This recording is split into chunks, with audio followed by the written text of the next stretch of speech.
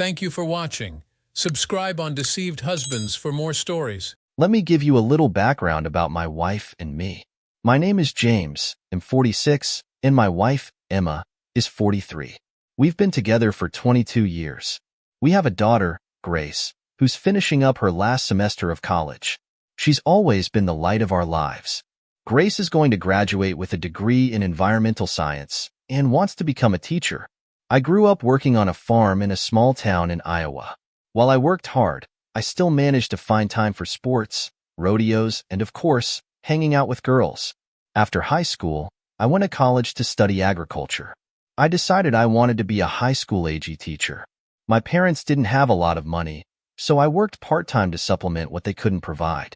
My last semester of university, my parents decided they were tired of working, so they sold the farm and moved to a modest home in town. They got a pretty good sum for the farm, so that was their retirement income. On their way home from my graduation, they were both killed in a car wreck. It was a one-car rollover due to a blowout. I was an only child, so I inherited the money from the sale of their farm. It was around $425,000.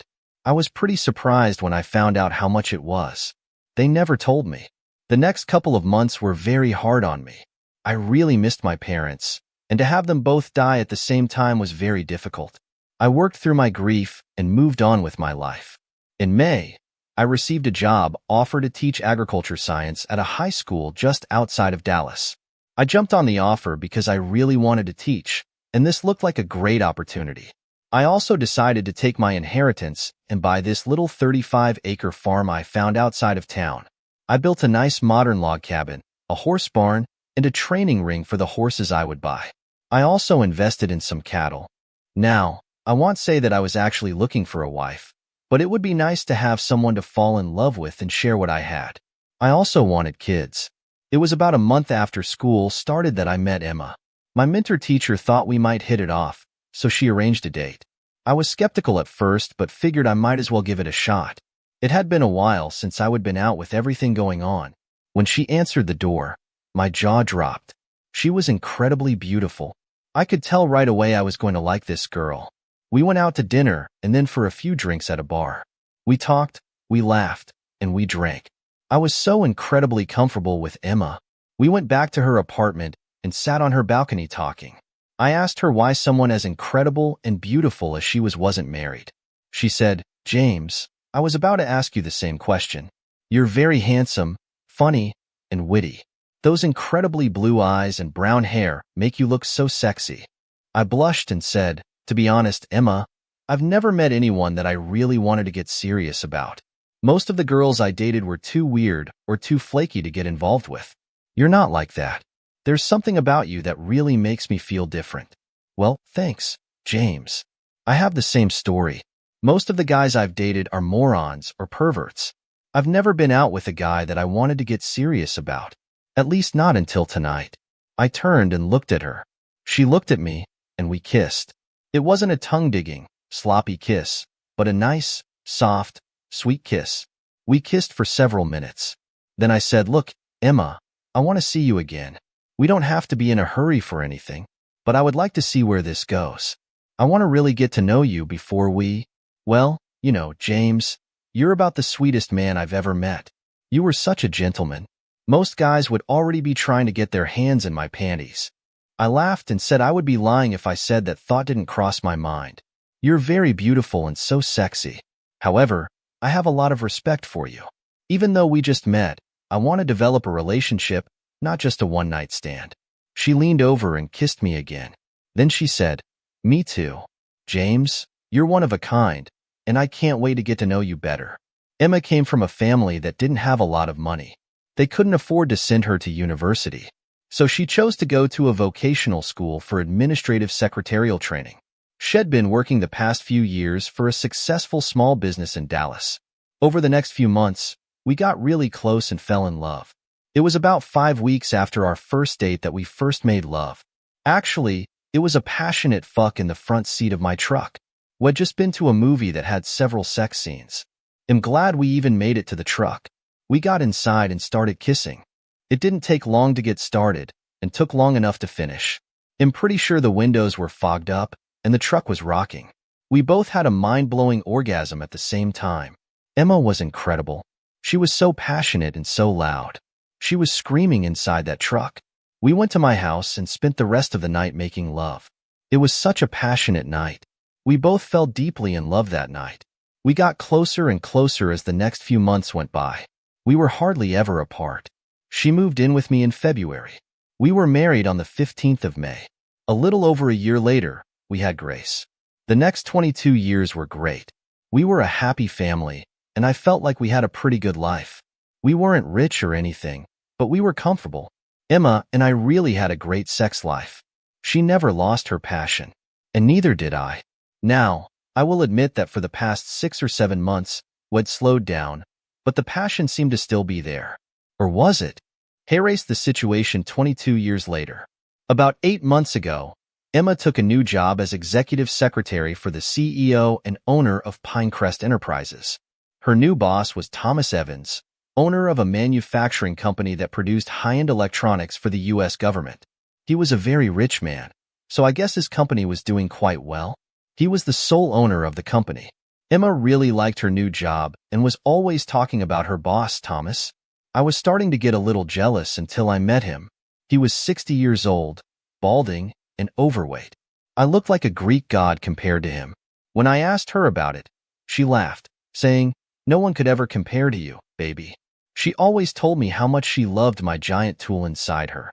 I figured I had nothing to worry about, so I never gave it another thought until she started going on business trips with him. They would be gone for 2 or 3 days at a time.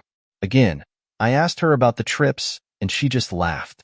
"James, it's just part of my job.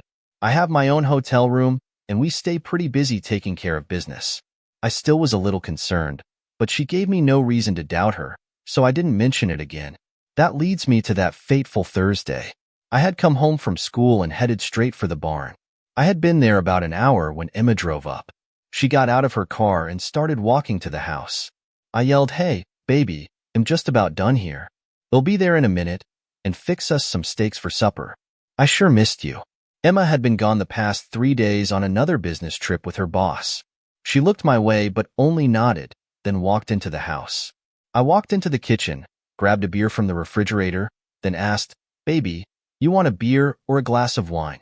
"A glass of wine would be nice," she said as she kept staring at the floor. She hadn't looked at me yet. I brought her a glass of wine and set the bottle down beside her. She finally looked up at me. I could tell something was on her mind or something was really bothering her. I gave her a kiss and a hug, then said, "Baby, what's wrong? You look as if something is bothering you. Did something happen on your trip?" Emma picked up her wine glass and drank the whole thing in one gulp. Then she poured more wine into her glass. She took another sip, but not the whole glass. "Whoa, darling, take it easy. Tell me what's bothering you. It can't be that bad." "James, I have something serious to tell you. So let me get it all out before you say anything, or you'll lose it." "Okay, baby, tell me what's going on." She drank the rest of her wine, then said some words I thought I would never hear. Here is what she said. "James, I want you to know that I love you with all my heart. What I am about to say has nothing to do with you being a bad husband, lover, friend, or father. You are the most wonderful man I have ever known." This was not going well. I didn't say anything, but I knew what was coming next was probably going to change my life. "James, I'm going to file for divorce. I will be moving out immediately. Your fears about Thomas and me are real. We have been having an affair for the past 6 months. He has fallen head over heels in love with me, and we will be married as soon as our divorce is final. We will split everything 50-50, but you will keep the house, farm, and everything here. I will only take my clothes and personal belongings." She stopped for a minute to let me digest what she had just said. "Go on," I said, rather calmly. I might add, I was seething inside. I was also hurting like hell. "I will be filing for irreconcilable differences in the divorce. We should make this as quick, simple, and painless as possible." With that, she stopped. I guess to give me a chance to talk. I certainly had some things to say. "Emma, are you in love with Thomas? I am fond of him, and I do find him very interesting. I'm sure I will love him in time." "Emma, does Thomas satisfy you sexually more than I do? I mean, is he a better lover? Were you not happy with my ability to please you?" No, James, he doesn't even come close. You are a great lover. I have always been satisfied by you. Then I said, have I treated you badly? Are you unhappy with me? I am trying to understand why you are doing this, why you are breaking up a marriage and a family. I am really confused here, Emma. James, when I am nice to Thomas, he buys me really nice things. He loves me so much and likes to show his appreciation. He said if I would marry him, my life would be so easy. I would not have to work, and I would have anything I wanted. I would drive a fancy car, travel the world, have the finest clothes, and eat at fancy restaurants all the time. So this is about money? You want to trade up for a man who makes a lot of money? Well, let me tell you, Emma, there's a word for what you are doing, and it starts with a P. James, I am not a prostitute, she said as she began to cry. I am really sorry to hurt you like this, but it is something I have to do. I cannot turn down this chance to be a rich man's wife. Emma, you are hurting me. Do you have any idea how this makes me feel? I have worked as hard as I could for 22 years to give you everything I could, and am not just talking material things. I have given you my love, my affection, my friendship, my heart and soul, everything I have to give. I am sorry I didn't make enough money to make you truly happy. I apologize for that disappointment in your life. I need to be alone now, so I will go out to the barn while you pack. I could tell she was feeling terrible about the whole thing. I guess she didn't realize just what kind of pain she was inflicting. All she thought about was her newfound riches. I went to the barn and sat on a bale of hay. All of a sudden, I just lost it. I just sat there and cried. I will tell you that I never cry. My father always told me that men just don't cry. I didn't even cry at my parents' funeral. I felt like shit. What could I have done differently? Was this my fault? This time I did cry, but it would be the last time I would cry about Emma. Emma walked into the barn, took one look at me, then said, "Oh, my God, what have I done? James, you never cry. Have I hurt you that much? Oh, James, I am so sorry. I never meant to hurt you." Well, Emma, let's see. You come home, and out of the blue, you tell me you're destroying our marriage, breaking up our family, moving out, filing for divorce. And you have had another man's dick in you for the last 6 months. Oh, and all of this was because I didn't make enough money. To top it off, you tell me you still love me. But apparently love does not mean anything to you anymore. James, I have to get going. Thomas and I are flying to Milan early in the morning. We will be there for several days. As soon as I get back, I will get the divorce started so we can get it done as soon as possible. I can see you are in a hurry. Throw away our 22 years together. Have you thought about what Grace is going to think? I am going to call her tonight. She will understand. Thomas has promised to buy her a new Mercedes and pay off the college loan she has. He said he would pay the ones you took out also. No thanks, Emma. I can pay off the loans I took out. I also have a feeling Grace may not be bought off like you have been. She gave me a funny look but didn't say anything. You better get going, Emma. But I want you to know that when you walk out that door, that's it. I will never take you back. This has disaster written all over it. So don't come crying to me. Oh, be sure and give your sugar daddy a good blowjob tonight. Maybe he will take you shopping in Milan. I could tell she was really thinking about what I just said. For a minute there, I thought she might change her mind. But then she said, "Goodbye, James. I love you, and I will miss you." She turned and walked out the door. I softly said, "I love you too, Emma." I sat down and cried again. Finally, I pulled myself together and said, "Okay, James, time to move on." I turned and looked at my 2 horses and said, "Well, ladies, I guess you are the only females left here. I know I can count on you to remain loyal." I walked over and rubbed both on the mane. They both nodded their heads, then gave me a little nudge. I walked up to my empty house and got myself another beer. I guess it was a little over an hour when Grace called. "Dad, are you okay? I just got off the phone with Mom. Has she gone off the deep end? What the hell is she thinking? She found herself a sugar daddy, and she thinks his riches will be the key to her happiness." I said, "I guess I just couldn't give her everything she wants in life." "That's a crock, Dad. She thinks that old creep and his money will make her life complete. She tried to convince me he will be a great stepdad. She told me he would buy me a new car and pay all my college loans. I told her she could take that car and shove it up his ass." I had to laugh. Thank God my little girl saw this for what it was. I told her not to worry, that I would survive. We talked for a while, and she made me feel better. She made me promise to call whenever I needed to talk. She told me that she completely supported me and would never have anything to do with the sugar daddy. After a few beers, I fell asleep on the couch. I had a restless night, awakening several times with horrible dreams. One of the dreams was at the mall. I walked into the women's dressing room and saw Emma giving Thomas a blowjob. She looked up and laughed, then kept on sucking his dick. The funny thing was, it was all of 2 inches long. The next morning, I got a phone call from my old college roommate. "Hey, Samuel," Ethan said. "We have kept up with each other over the years." Ethan works for the FBI and their fraud division. He was best man at our wedding and probably my best friend in the world. It had been a couple of months since we had talked.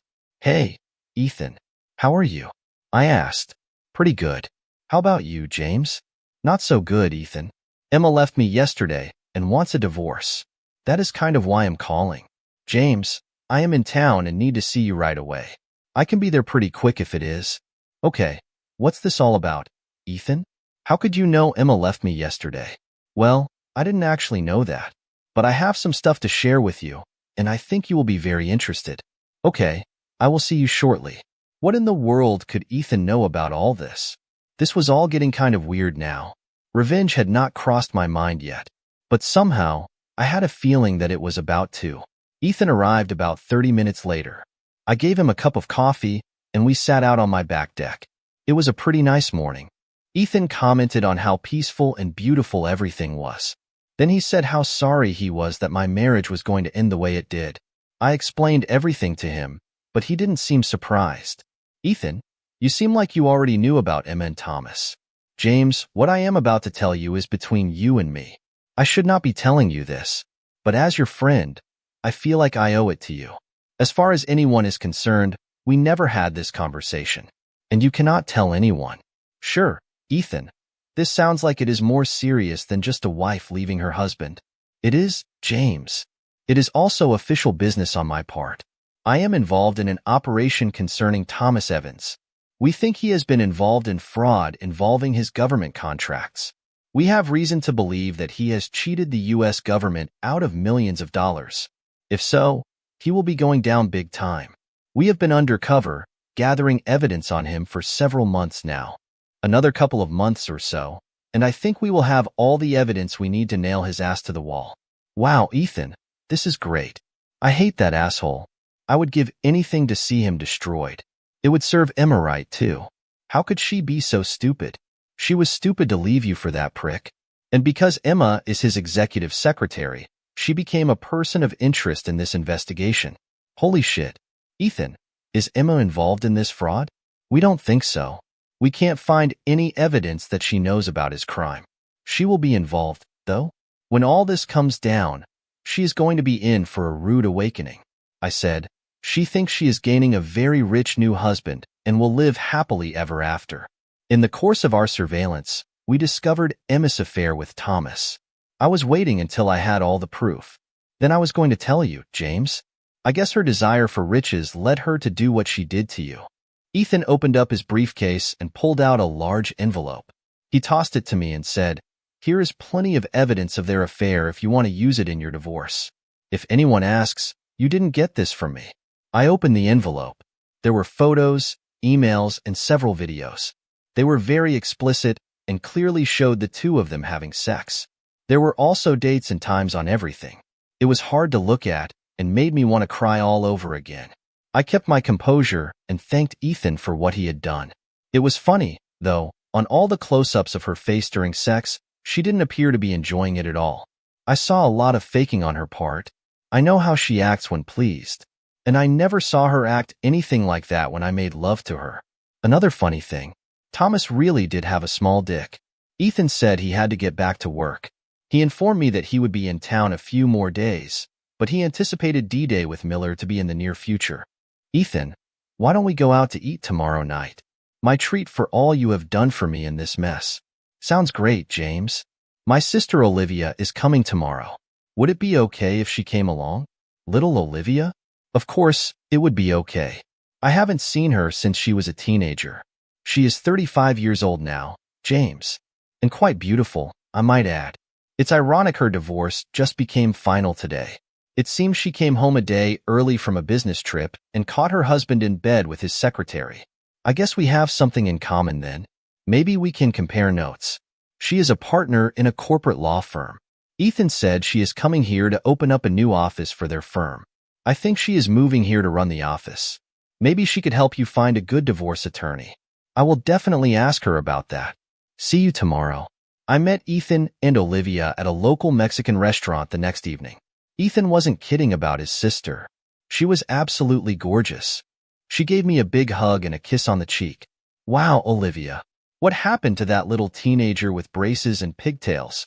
She giggled and said, I grew up and became a woman. You used to tease me about my braces. What do you think now? I think you turned out to be one of the most beautiful women I have ever met. During dinner, Olivia and I talked about my situation. Ethan had briefed her on everything, and we agreed that because of the investigation, this would stay top secret between us. Ethan did say that I could release the photos and video. I could just say a PI was used. I told them how Emma planned on filing the divorce when she got back from Milan. She would use irreconcilable differences. Bullshit, Olivia said. You need to launch a preemptive strike. I know a great family lawyer who will take good care of you. She is one of the best and specializes in adultery divorces. She took my ex-husband to the cleaners.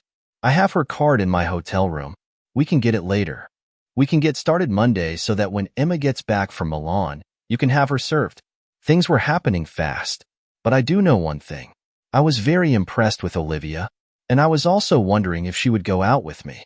Towards the end of dinner, Ethan's phone rang. He walked away from the table, then came back and said he had to leave. He offered to pay, but I reminded him it was my treat. Olivia and I finished our margaritas and got ready to leave. She informed me that the night was young and asked if I knew a place where we could go dancing. Sure, I said. It's not far from here. We spent the next 2 hours dancing, drinking beer, and having a great time. To say we hit it off is an understatement. We seemed to be so compatible. I felt so relaxed and content in her arms. We went back to the restaurant to pick up her car. She asked me to follow her to her hotel so she could give me the card from the lawyer she was recommending. I followed her to her room where she took the card out of her bag and gave it to me. Her cell phone is on her card. Call her tomorrow and see if she can see you Monday. I will also call and give her a heads up. She is a good friend of mine, so I'm sure she will accommodate you. Thanks, Olivia. How can I ever repay you? How about this? She spoke. She threw her arms around me and kissed me passionately. I kissed back. We fell on the bed and began to make out like there was no tomorrow. This continued for a few minutes until we both had to come up for air. Wow, Olivia. I wanted to kiss you from the moment I saw you. Me too, James. You are incredibly handsome and so sexy. We made out some more, plus our hands started to roam around. She touched my dick on the outside of my jeans. I had the boner of all boners. I played with her tits as my hand went under her blouse. We stopped again, and I said, Olivia, maybe we should slow down a little. I know your divorce just became final, and I don't want to take advantage of you in a vulnerable state. James, I am a big girl, and I know what I am doing. If anything, I'm probably taking advantage of you. I am so attracted to you, and I hope you are attracted to me. When I caught my husband with his secretary, all I could think of was, what's wrong with me? Is this my fault? Then I finally figured it out. Hell no. This is not my fault. I am young, decent-looking, and I think I am sexy. He is the one who is to blame. I hope you don't think you're to blame for Emma leaving you. I did it first. Last night, I just kept thinking, did I cause all of this? Was I a bad husband? Could I not provide all of my wife's needs? After being with you tonight, I realized it wasn't me. I have been a good father, husband, and lover. I have provided everything I possibly could. We kissed some more, but mostly just cuddled on the bed. It really felt comforting being there with her. We woke up the next morning still in each other's arms. I invited her to come to my house for lunch and to go horseback riding. We had a great afternoon, and Olivia loved the horseback riding.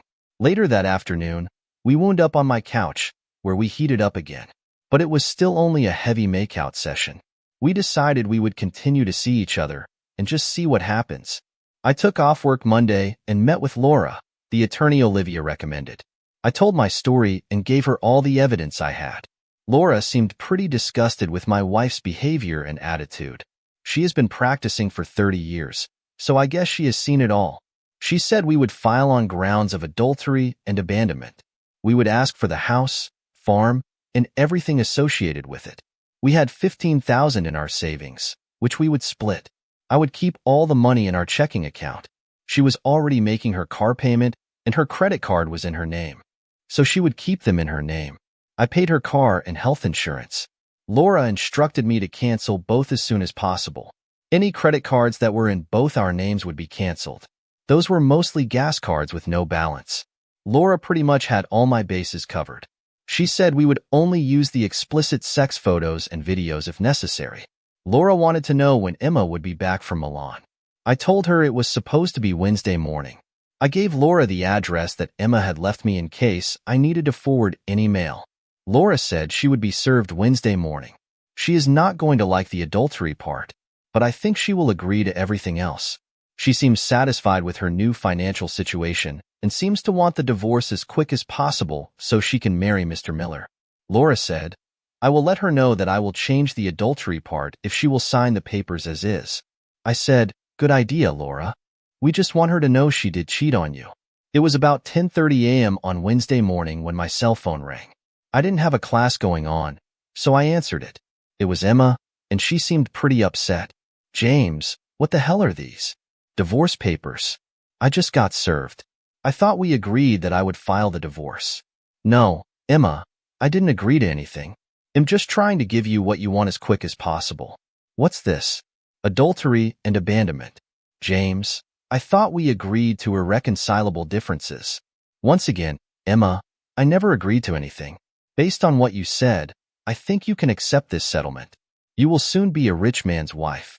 I will change the adultery and abandonment to irreconcilable differences if you will sign the settlement as is. Send me the revised copy, and I will let Thomas' lawyer look at it. If he says okay, then I will sign. I called Laura and told her about my conversation with Emma. It was just as she predicted. She already had the new papers ready to be sent over. I know Thomas' lawyer, she said. He is a corporate attorney and has no experience in divorce. He will probably blow it off and tell her to sign. Sure enough, Laura was correct again. Emma signed the papers, and they were back in Laura's office by Thursday afternoon. I stopped by and signed on my way home from work. In 60 days, the divorce would be final. I called Olivia, and we agreed to meet for dinner near her new office. We had a nice dinner and probably talked for about 2 hours. She could tell I needed to talk about everything, and I did. We decided no hanky-panky tonight. We would save up for Saturday night. Later that night, Emma called. Hi, honey, she said. I just wanted to call and see if you were okay. I informed her that she no longer had the right to use any terms of endearment names for me. I will survive, Emma. You hurt this old cowboy pretty bad, but it doesn't matter now. You have what you want. And unfortunately, I wasn't what you wanted anymore. James, I am so sorry. I did not mean to hurt you. I still love you very much, and I want you to know I will miss you terribly. Yeah, whatever, Emma. I guess you saw in the settlement that I will be canceling your car and health insurance. I will wait until next Friday so you can arrange to get covered. Thanks, James. Don't worry. Thomas will take care of all that. I wasn't worried. I was just letting you know. Well, I guess this is goodbye, James. I hope you don't think I am a terrible person for doing this. I just had to do what I had to do. I love you, James. At this point, I started to choke up. I know Emma could tell my final words were, goodbye, Emma. I hope you have a nice life with your new man. I hung up before she could say anything else. It was now time to start my new life also, and I had plans for Olivia to be a big part of it. Olivia arrived at my house Saturday night at 6. She looked so beautiful and so sexy. Let me describe what I saw. She is about 5 feet 9 inches. She has long blonde hair, long shapely legs, and the most perfect body I have ever seen. She looked like a goddess if I ever saw one. She has those full shapely lips that I love to kiss. She was wearing this cute little red dress that showed off her figure.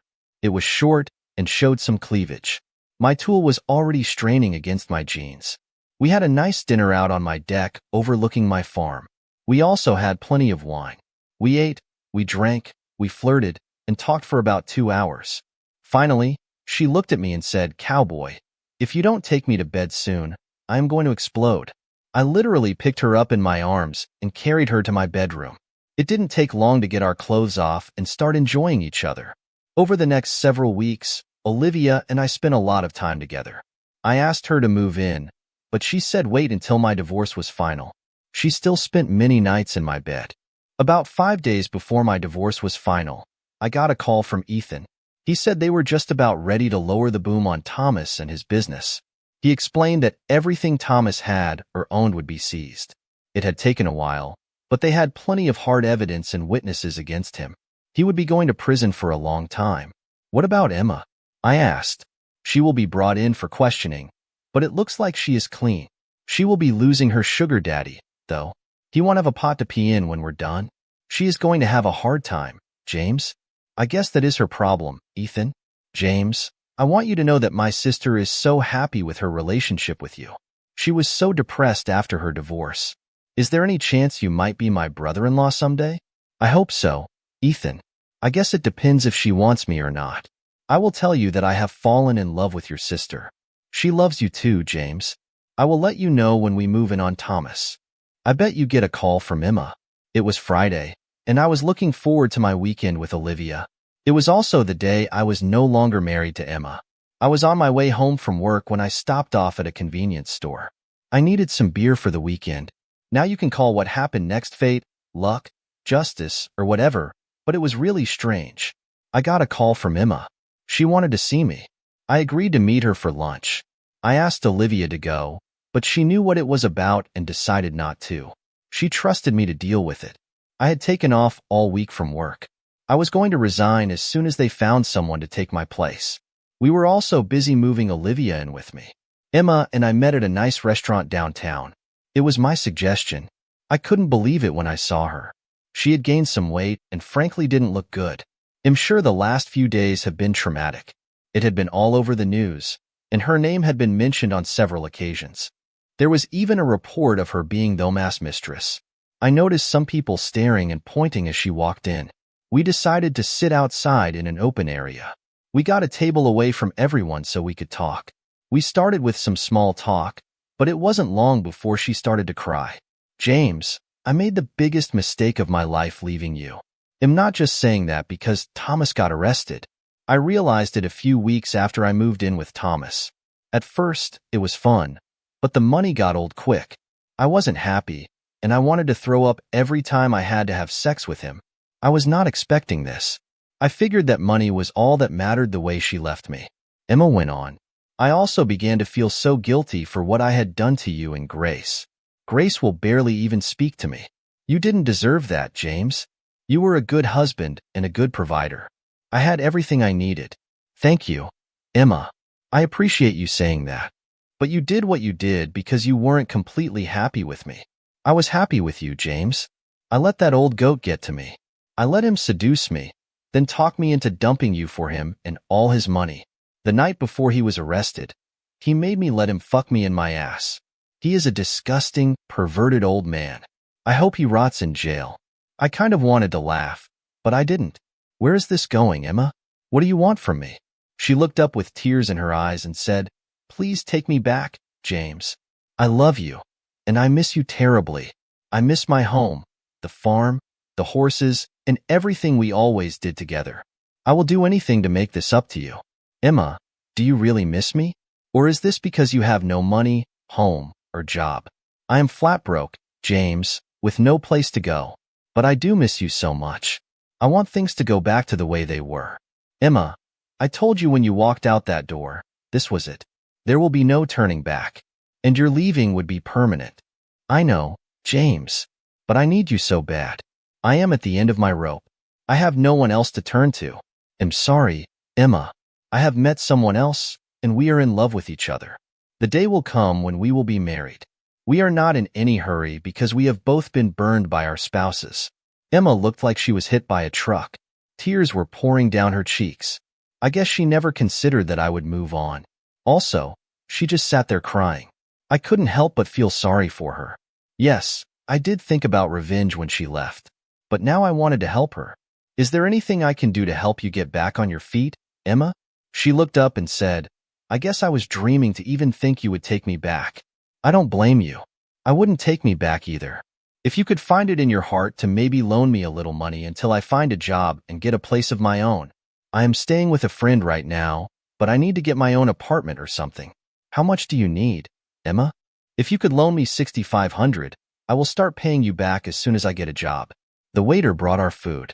Emma started eating, but I wasn't very hungry. I thought for a minute while I watched her eat. I reached in my pocket and pulled out my checkbook. I wrote out a check and handed it to her, folded up. I said, Emma, this should help you get a new start. You are a good secretary, so you should be able to find a job. Let me know if you don't, and I will see what I can do. I'm sorry it all turned out this way. I wanted to grow old with you, hold hands when Grace said her wedding vows, watch our grandkids as they took their first horseback ride, and be buried next to you on the farm. I guess it wasn't meant to be. I got up and walked out of the restaurant. I left a $110 bill on the table to cover the bill and tip. I did glance back as she opened up the check. Her expression was one of disbelief. She looked up, I looked back, and she still was shocked. I had written her a check for fuck you. I smiled and left. She watched me from the deck as I got in my car. Olivia moved in, and we were married the following spring. Ethan was the best man, and Grace was the maid of honor. They had become best of friends. We had a Vegas wedding at the Mirage. We invited a few friends and family to the wedding and reception. We had our reception in our honeymoon suite. Everyone had a great time. I won over $240,000 on a progressive slot machine. I guess I have been cursed to accumulate a lot of money through gambling. Emma wasn't invited, but she read the announcement in the local paper. Emma did find a job and a place to live. She never paid back the money, and I didn't expect her to. I hear she is dating a high school English teacher. I hope it works out for her. Thomas Evans was tried and convicted of federal crimes. Everything he owned was seized to pay back the money he defrauded from the federal government. He will be spending a very long time in a federal prison. Hey, maybe he will find someone he can do in the ass. Thanks for watching. What would you do if your partner left you for someone richer and came back when it all fell apart? Comment below. Don't forget to like, subscribe, and hit the bell for more stories.